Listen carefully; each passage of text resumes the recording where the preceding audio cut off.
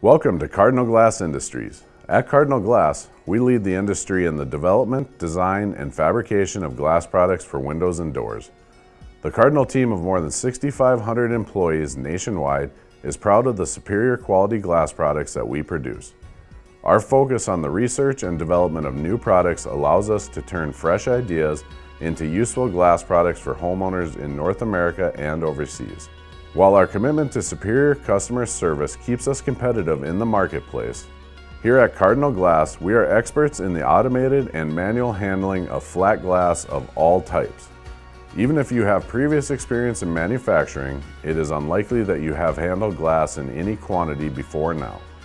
Glass has many unique properties that dictate how it can be handled, cut, stored, and transported.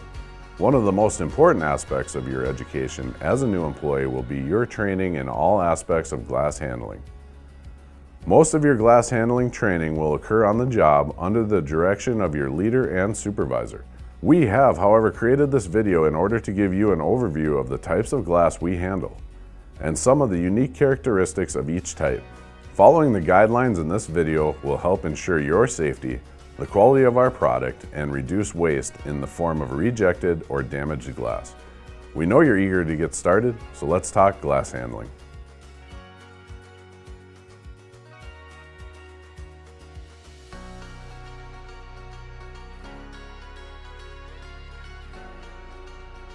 First, we are going to talk about some of the properties of the types of glass we handle here. Glass is a mixture of mostly silica, soda ash, and lime with a few other trace chemicals. It may be useful to think of glass as a transparent rock, which is to say that it is very heavy. At the same time though, it can also be quite fragile. There are 4 different types of glass that we handle at this plant: annealed glass, heat-strengthened glass, tempered glass, and laminated glass. Pound for pound, we handle more annealed glass at our site than any other type. The edge of an annealed piece of glass is usually very sharp. Annealed glass is the most fragile type of glass and it is easily broken. When annealed glass breaks, it breaks into large, jagged pieces called shards. Shards can range in size from minute to very large. Remember that every edge of every piece is very sharp. The second type of glass that we utilize is heat-strengthened glass. It is twice as strong and has a similar breaking pattern to annealed glass. The third type of glass that we handle is tempered glass. Tempered glass is annealed glass that has had the edges sanded and then been heat treated and quickly cooled to strengthen it. Tempered glass is many times stronger on its face than annealed glass. On the edges though, it is still fragile. When tempered glass breaks, it doesn't break into shards. Instead, it breaks into fragments of glass. The fragments don't create a significant cut hazard compared to shards because of the original sheet's strength. Tempered glass is often referred to as safety glass. You may be familiar with safety glass because of its widespread use in the side windows of automobiles. The fourth type of glass handled at our plant is laminated glass. The laminated glass at our plant is utilized to make windows that are used in storm, security, and soundproofing applications. From a distance, laminated glass looks like the other 2 types. Up close, laminated glass looks like 2 or 3 pieces of glass stacked on top of one another.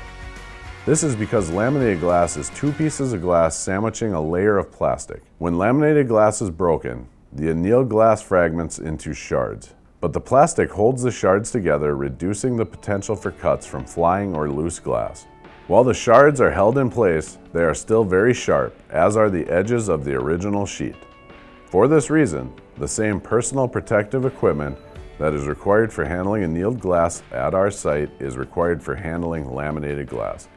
Laminated glass is cut in a complex, multi-step process. For this reason, only specially trained employees cut laminated glass at our site. Each of the 4 types of glass that we handle have their own unique properties. However, some important considerations about handling them are universal. The best way to protect yourself is to adopt good glass handling practices. So we will give you the 3 most important rules for handling glass. Rule number 1 is, make sure you are using the right personal protective equipment for the type of glass you are handling.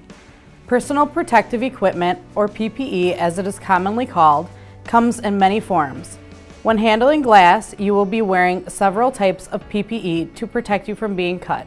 Protection for your feet, legs, hands, wrists, upper body, head, and eyes are all required for handling annealed glass.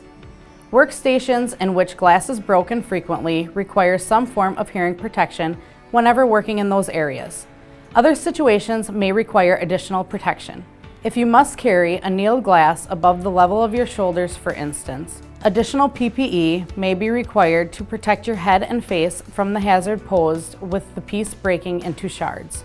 If you are ever unsure about what PPE is required to handle any type of glass, or unsure how to wear it properly, ask your leader or supervisor, as your safety is their constant goal. If any part of your PPE develops a hole or other failure, see your supervisor or the safety manager for a replacement. Cardinal will provide all the PPE you need to handle glass safely. The second rule of glass handling is never use any more force than you have to move or break glass.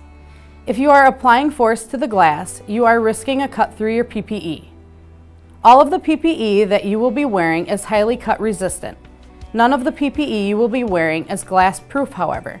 A razor sharp piece of annealed glass applied with enough force can cut through your PPE. Note, also, that the point of a shard can puncture your PPE if enough force is applied. To ensure you don't have to exert too much force to move the glass, special equipment is used. And many places where you'll need to move glass with your hands, the glass will be on a special table. That allows even very large sheets of glass weighing hundreds of pounds to be moved with very little force, due to something similar to an air hockey table. When glass needs to be broken, do not use your body to apply force. Glass breaks in unpredictable ways. The glass can fragment in a way that will pierce your PPE. Never throw glass. Never place a part of your body in the path of a piece of glass being moved by a conveyor or other piece of equipment, as the moving glass has a lot of momentum. The third rule of glass handling is do not touch edges of the glass any more than you have to. Never drag your hand along the edge of the piece of glass. Never drag the edge of a piece of glass anywhere on your body. Never let a piece of glass slide through your hands. Never put yourself in a position where you might come into contact with the edge of a glass being moved by a conveyor or a cutting table. In some situations, you'll be able to move it by touching the bottom of the glass. The only part of your body that should be exposed to the glass is your hands. Don't ever rest glass on any other part of your body. Although tempered glass has sanded edges that aren't as sharp as the edges on annealed glass, they can still be sharp enough to cut you. Be aware that a glitch in the equipment or tempering process itself can produce tempered glass with edges as sharp as annealed glass. For this reason, you should always be cautious and assume the glass can cut you. Always follow the 3 rules of glass handling. The glass you are handling is not the only situation where you have to worry about contact. In many places in our plant, large sheets of glass are stored upright in packs weighing 4,000 to 10,000 pounds. Occasionally, damage to these packs of glass occurs during shipment. When this happens, runners can occur which can cause the sheets of glass to break into pieces and slip out of the sides of these packs. Be aware of this hazard when walking near or working around these packs. Working around glass without wearing the proper PPE is not acceptable, and it is important whenever walking or working near unprotected glass that you always be aware of your position to avoid contact with the edges. So we've told you the 3 most important rules for glass handling. Wear all of the appropriate PPE, use as little force as necessary, and have as little contact with the edge of the glass as possible. Other aspects of glass handling are important to bear in mind, such as never attempt to catch falling glass. When handling glass, always be aware of the positions of other employees to avoid unnecessary collisions, product damage, or glass contact. Keep your body square to the glass. When handling glass, do not lift it any higher than is necessary, as this increases the risk to you if the glass were to break. Do not throw glass scrap or trim. Glass on the floor is a special hazard, particularly on a smooth concrete floor such as ours. The glass itself is a slip hazard. It can cause a nasty fall if you were to step on it. Collect glass on the floor and discard it as soon as possible. Never step or walk on a pile of glass on the floor. A small shard oriented vertically in the pile can go through the sole of your safety shoes, causing a nasty puncture. If you put glass on the floor, clean it up as soon as possible. Do not leave the area with glass still on the floor, as another employee may walk into the area, unaware of the hazard. As we discussed earlier, glass is as heavy as an equal volume of rock. The proper lifting of glass is essential to ensure that you don't strain yourself. Although different thicknesses of glass have different weights, there are certain guidelines that you should follow with all sizes of glass to ensure your safety. Each plant has a standard that defines when a light of glass will be team lifted by 2 employees working together. This technique is often used throughout our facilities. The proper method for team lifting glass safely is a skill all its own that you will learn on the job. Be sure to let the person you are lifting with know if you don't have much experience team lifting. They will walk you through the lift, step by step, to ensure the safety of you both. Before lifting a light, always make sure that your path of travel is clear. When placing glass onto any type of rack, only lift and carry 1 light at a time. The great majority of glass cutting at our plant is done with machines. High-speed cutting heads make glass cutting faster and more accurate than ever, and allow increased quality and safety over hand cutting. The hand cutting of glass is still done though. You may hand cut in order to reduce its size for safe disposal. Hand cutting will be done with a glass cutter. The chipped line on the glass is called a score. The score is an area where the glass has been weakened. After scoring, the glass can be broken along the score in a controlled manner. This is called running the score. So when we talk about cutting glass, we're actually talking about breaking glass in a controlled manner. This is why processing out glass is referred to as breakout. If you have a good score, either from a hand cutter or from a machine cutter, you're ready to break out the scored piece. There are 3 ways to break out a piece of glass. Usually you will grab the edge of the glass on both sides of the score and gently lift while pulling the score apart. Lifting the score is important. You should never pull. The score will run across the entire piece of glass cleanly, separating it into 2 pieces. With a good score, this is both easy and accurate. For particularly large or thick pieces of glass, your cutting table is equipped with a breaker bar. Remember to keep your hands clear of moving machine parts at all times. Glass can also be broken out with a table snap by pulling a scored piece over the edge of a table and snapping it with a quick downward motion. If breaking out in this manner, keep parts of your body from under the glass in case it breaks during the snap. Some final tips on glass handling. Never score an overhanging piece of glass as it may break unexpectedly and fall. Only carry 1 light at a time. Never attempt to pick up or carry more than 1 light that has already been scored, as it may break suddenly along the score line while being carried.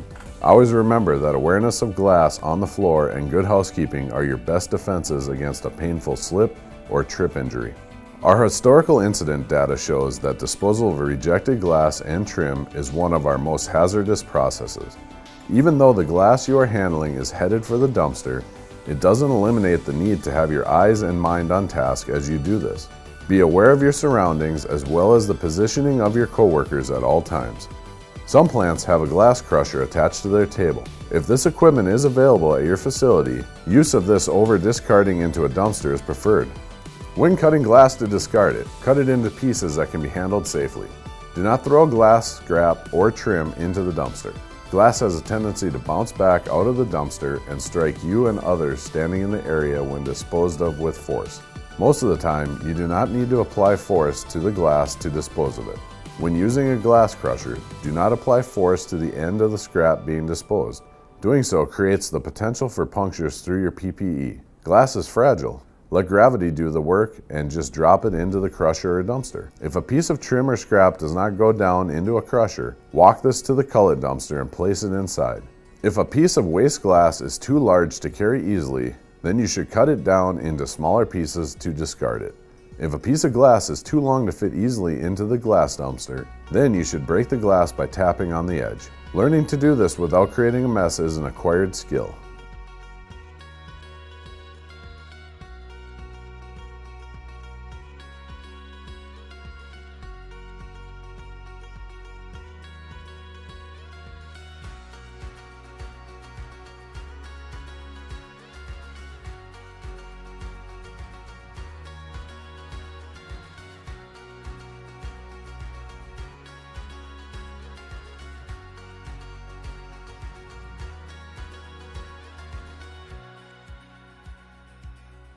We are now going to move from our glass cutting areas to our insulated glass production lines. We will cover different tips and safe handling practices for each workstation on a line. In our company, we define a light as a single piece of glass. Here at the feed or load end, we are placing lights of glass onto a conveyor belt for assembly. When removing glass from a harp cart, make sure to leave enough space so you can successfully maneuver between the carts and the IG line. Grab the light at the upper front or top of the light, slowly pulling towards you. Try not to have the light rub against the harp cord, as this can create quality issues with the coating. Place other hand underneath light to hold securely. Always carry light with two hands. Keep glass square to your body. Hold glass away from your body to minimize scratching. Do not twist or turn your upper body alone. Turn your whole body to face the IG line and place glass down gently on the conveyor. Remember, only handle one light of glass at a time.